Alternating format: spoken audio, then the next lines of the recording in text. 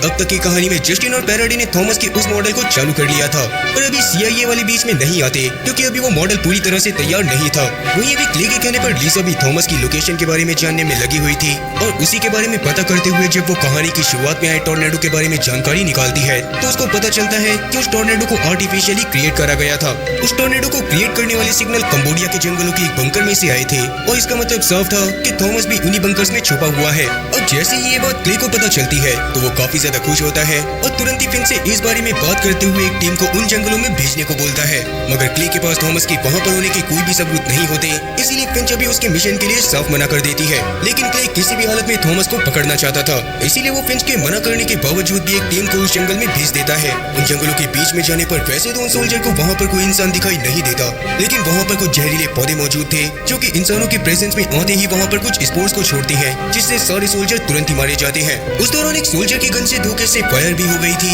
जिससे वहाँ पर एक एक्सप्लोजन होता है और क्ले से उन लोगों का कांटेक्ट टूट जाता है। वहीं जोसाई अब धीरे धीरे एंथियन बनता जा रहा था। उसको अपनी पुरानी सारी मेमोरीज तो याद थी, लेकिन उसके अंदर से सारी फीलिंग्स खत्म हो गई थी। साथ ही धीरे धीरे उसकी फिंगरप्रिंट्स भी गायब हो जाती है क्योंकि एंथियंस की फिंगरप्रिंट भी नहीं होती थी। वहीं अभी के लिए जस्टिन जाकर ईडी से मिलती है और वो चाहती थी कि उन्हें शायद अपने प्रोजेक्ट के बारे में पब्लिक में अनाउंस कर देना चाहिए, जिससे अगर आगे चलकर फैराडे के एलियन होने के बारे में लोगों को पता भी चलता तो गवर्नमेंट कुछ नहीं कर पाती, क्योंकि लोग फैराडे को ही सपोर्ट करने के लिए आगे आ जाते और मजबूरन गवर्नमेंट को पीछे हटना पड़ता। लेकिन ये बात ईडी भी अच्छे से जानती थी, इसीलिए अभी वो इसके लिए साफ मना कर देती है। दूसरी तरफ क्ले को अचानक से फिंच का कॉल आता है, जिसको उसकी हरकतों के बारे में पता चल गया था और क्योंकि कंबोडिया की गवर्नमेंट को ये एक तरह का टेररिस्ट अटैक लग रहा होता है, इसीलिए वो क्ले से इस बारे में बातचीत करना चाहते थे। तो क्ले काफी ज्यादा डर भी रहा होता है, क्योंकि अगर उसकी गलती CIA के लीडर के सामने साबित हो जाती तो ऐसे में उसको CIA से निकाला भी जा सकता था। वहीं दूसरी तरफ फैराडे ने पूरी तरह से उस मॉडल को ऑपरेट तो कर लिया था, पर उसको समझ में नहीं आता कि CIA वाले और ओरिजिन कंपनी वाले उस मॉडल के बारे में दुनिया के सामने बताना क्यों नहीं चाहते।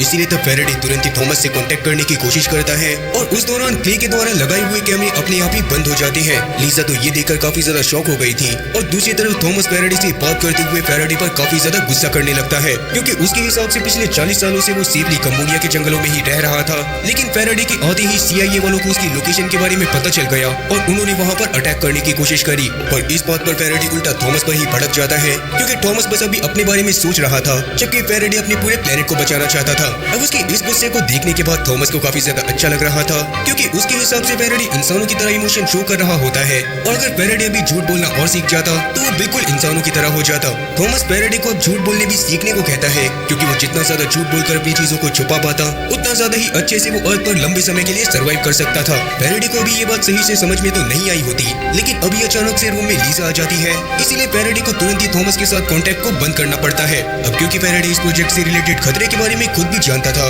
इसीलिए वो रात के समय में जस्टिन के साथ जाकर हैच की जान पहचान की एक जर्नलिस्ट से मिलता है और उसको उस प्रोजेक्ट के बारे में बताते हुए उसके बारे में एक आर्टिकल छापने को कहता है। लेकिन वो जर्नलिस्ट ऐसे ही अपने अखबार में कुछ भी नहीं छाप सकती थी, उसको उस प्रोजेक्ट के बारे में प्रॉपर सबूत की जरूरत होती है, इसीलिए तब फैराडे उसको बाद में सबूत देने के लिए भी मान जाता है। वही ईडी खुद भी क्ले की हरकतों की वजह से उसके बारे में और चीजें जानना चाहती थी, इसीलिए वो अपने सीक्रेट सोर्सेज के थ्रू उसके बारे में और ज्यादा चीजें पता करने लगती है। दूसरी तरफ क्ले अभी फिंच के साथ में वॉशिंगटन में CIA के लीडर के सामने बैठा हुआ था, जो कि उससे कंबोडिया में हुए अटैक के बारे में जानना चाहते थे। उस समय पर क्ले सारा इल्जाम फिंच के ऊपर ही डालने लगता है और सबको बताता है कि ये सारी चीजें फिंच की परमिशन से ही हुई थी। फिंच तब सबको सच्चाई बताने की कोशिश तो करती है, पर क्ले ने एक डॉक्यूमेंट के ऊपर उसके फेक साइन भी करे हुए थे, जिस वजह से फिंच भी अपनी बेगुनाही साबित नहीं कर पाती। इसके तुरंत बाद उसके डिपार्टमेंट वालों ने उसको इस केस से हटा दिया था और क्ले को ही इस केस का इंचार्ज बना दिया गया था। दूसरी तरफ जस्टिन के पास लैब में अचानक से लीसा आकर उसको अपने स्पाई वाले रूम में लेकर जाती है, जहाँ पर जाते ही उसने जस्टिन को अपने और क्ले के बारे में सब बता दिया था। तब जस्टिन को ये बात भी पता चलती है कि असल में लीसा और क्ले बस थॉमस को पकड़ना चाहते थे, क्योंकि उनके सोर्सेज के हिसाब से थॉमस ह्यूमैनिटी को खत्म करने के लिए कुछ बहुत बड़ा प्लान कर रहा था। वो लगातार कुछ सिग्नल को अपने प्लेनेट पर भी भेज रहा होता है, जिनको उन लोगों ने रिकॉर्ड भी करा था। इसीलिए अगर जस्टिन फैराडे की मदद से लीसा और क्ले को थॉमस तक पहुंचा देती है तो बाद में लीसा उसकी फैराडे और उनके प्रोजेक्ट को प्रोटेक्ट करने में मदद करेगी। ये बात जानने के बाद वैसे तो जस्टिन पूरी तरह से हैरान रह गई थी, लेकिन कोई भी डिसीजन लेने से पहले वो फैराडे के पास जाकर उसको सब बताती है। फैराडे तब उसके सामने कसम खाता है कि उनकी स्पीशीज किसी को भी जान से मारने के बारे में नहीं सोच सकती, इसीलिए तब जस्टिन लीसा की डील को रिजेक्ट कर देती है और चीजें जैसी चल रही थी वैसी ही चलने देती है। वहीं एडी को अपनी सोर्सेज की मदद से पता चलता है कि असल में क्ले की मां एक टेररिस्ट थी, जिसने कई जगह पर बॉम्ब ब्लास्ट करे थे और CIA वाले जब उसको रोकने के लिए उसके घर पर गए तब वो अपने छोटे बेटे क्ले को अपने घर पर छोड़कर ही भाग गई। उस समय पर उस केस की इंचार्ज खुद फिंच थी और उसके बाद से ही फिंच ने क्ले को अडॉप्ट कर लिया और उसको अपने बच्चे की तरह पाला। लेकिन उसके बावजूद क्ले ने फिंच के साथ इतनी बुरी हरकत करी। ऐसे बच्चों के लिए आप क्या कहना चाहेंगे? कमेंट सेक्शन में जरूर बताना।